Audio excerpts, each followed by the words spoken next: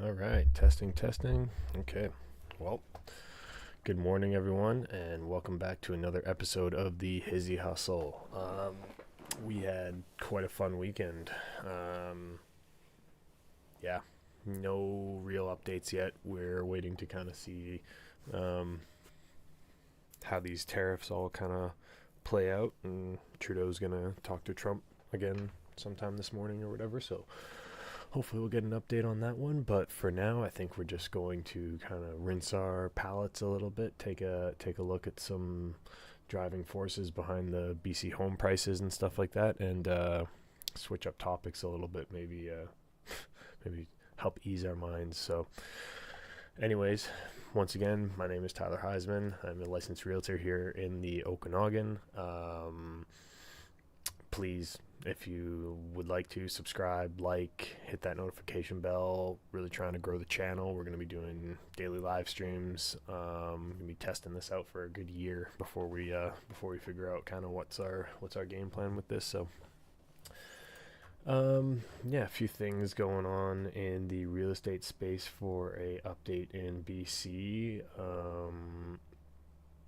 I was gonna do a market overview just for January, but to be honest with you, I don't really know if there's any point in looking at what predictions could be, um, since most of them were pre-tariffed predictions. So I have a good feeling that we're gonna see maybe a little over half of what was projected. So if they were expecting to see like a roughly 9 to 10% increase in sales this year, we might just kind of follow in the same trend line as last year. Um, you know, consumer sentiment is like one of the most important things when it comes to getting people to buy and to be confident in their purchases. So this is going to have a huge impact on buyer mentality. So yeah, I talk a little bit about that, but for the most part, I think everything's explained quite well in the in those tariff videos and stuff like that, where we kind of go more deep into how those tariffs can have an actual impact on the housing market, but it's more just economically based speculation, to call it at this point. So we can take a little look here.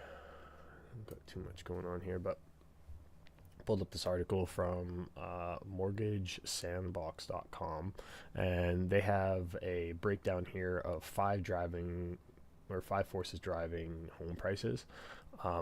Clearly, the first one that we've been dealing with primarily over the last 2 years, population growth. We've had a steady and very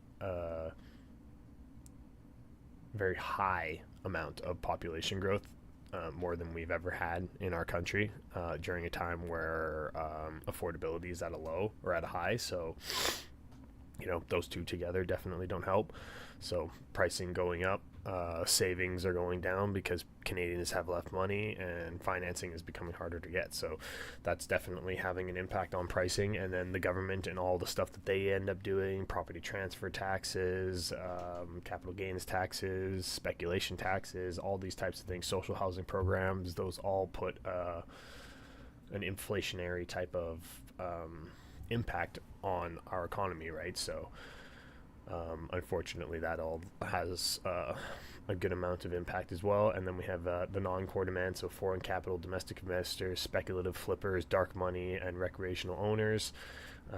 Not so much of an issue as nowadays because of all the legislation that's been put in place towards kind of curbing that.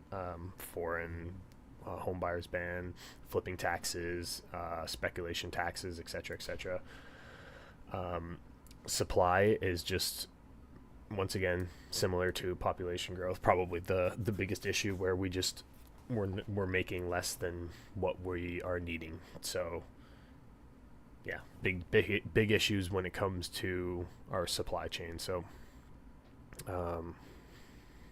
yeah, that's a good amount of stuff. And then all this kind of plays into, once again, the consumer or popular sentiment, where first and foremost, consumer confidence is probably the most important thing when it comes to these types of purchases, because people will spend money if they feel like it's not a bad idea, right? Or if they feel like it's a more secure investment and whatnot. But right now, it's people are still at that mindset where they feel like the market has just gone so crazy or whatever that they're nervous, right? And it's rightfully so. You're buying in a market that's just not the same as it used to be. It's not as stable. It's faced some volatility over the last few years, but yeah, I still encourage people to have an open mind, especially this year. And if you're on the fence about purchasing, potentially this could be a year to pull the trigger, just because if other people, once again, are not, it just gives an opportunity to those who are ready. And even though we have a very, what's the word for it? We have a very unknown path to what our future holds for us. These, like, people need to buy homes, and people will always need to buy homes, and eventually, once we get our feet back underneath us, markets will pick up again, economy will grow again, and people will stop buying again. So potentially this could give people another few months to a year or something like that would allow them to be in a market that's just a little less upward moving, right? So potentially now could be a good time to make some moves. If some people lose their jobs, might need to sell their houses. Situationally, there's more places being sold. Market prices, maybe there's a little bit more competition, so prices go down a little bit. There is opportunity in every bad situation, so if you're able to capitalize on that, unfortunately for some people, there is some money to be made here and some opportunity as well. So be prepared and keep your finances in check, because this year is going to be one of the most important ones. Yeah, you can just see, I'm really curious to see how 2025 will stack up to these numbers now, because we're very consistent over the last few years with just how many things are being sold. Here's our Okanagan market. See, like last year and the year before were pretty much identical. 2022 was a fall, and then 2021 was an anomaly. So, we're at a 10-year low on average for the last 2 years on, average home sales. So I would expect to see this trend to be quite similar this year, and then hopefully we'll start to see it move upwards. But we were expecting to see that grow 10% this year, so we were kind of expecting to see more of a year on par with 2022. But I'm not so confident in that anymore. GDP growth, estimated population growth started to decline throughout the year, which is 2024. And that was, everyone was aware of that and saw it all from the government. But yeah, just wanted to kind of touch base on this. Nothing else too crazy in there. And then, yeah, so is once again, just wanted to clean the palate a little bit. I did, however, want to touch on this one. For those of you who may be in the market to get yourself a realtor, and you might not necessarily know who this person is or how trustworthy they are, I would recommend talking to friends, family, anybody who's had an experience with a realtor, who would vouch for them and possibly help.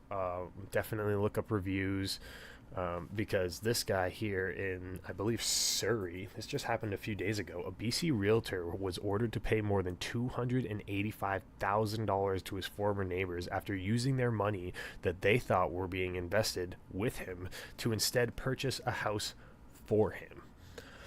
So he took $200,000 from his neighbors, who were just average people, might I add, and he dumped it into a property for himself. I believe they thought that they were buying a property in Surrey and he bought it somewhere else.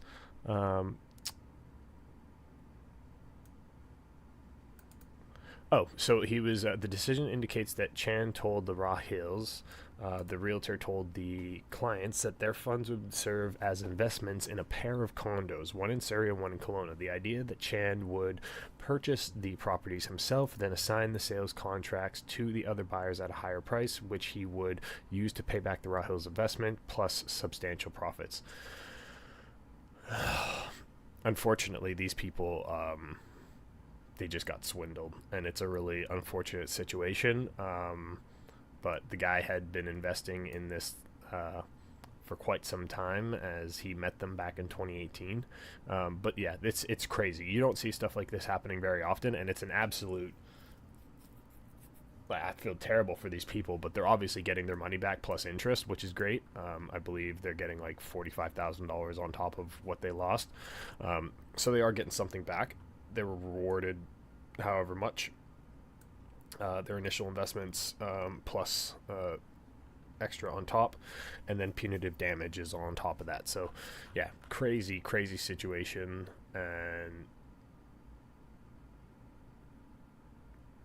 wait, live updates. I don't know what's going on here. This literally just happened. Updated live updates. Mexico's president says Trump's tariffs paused for a month from now.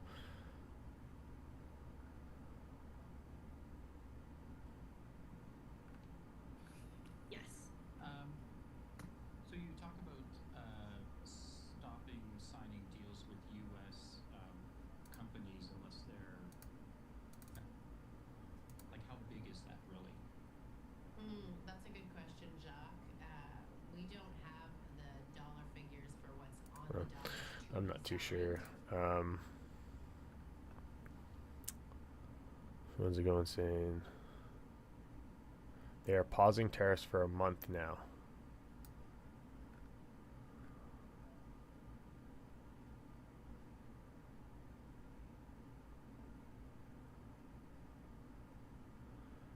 So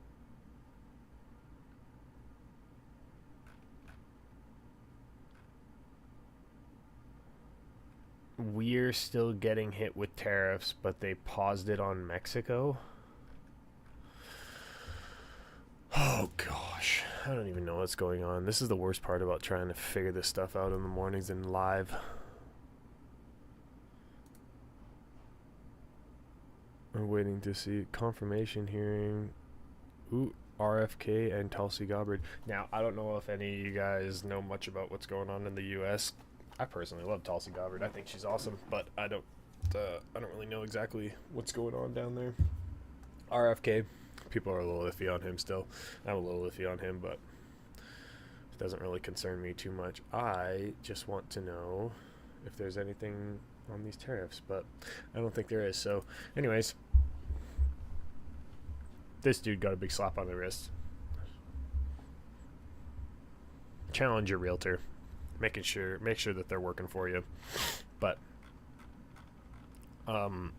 if anything, don't ever let someone take your money and then put a contract in their name. Like, that's just, it's insanity. I mean, even if you trust the person, like, if it's not my wife or my parents, like, I wouldn't trust somebody to that extent. And even some people don't have the luxury of trusting their parents to that extent, or their kids, right? So definitely take your own personal interests at heart, and take care of yourself first and foremost.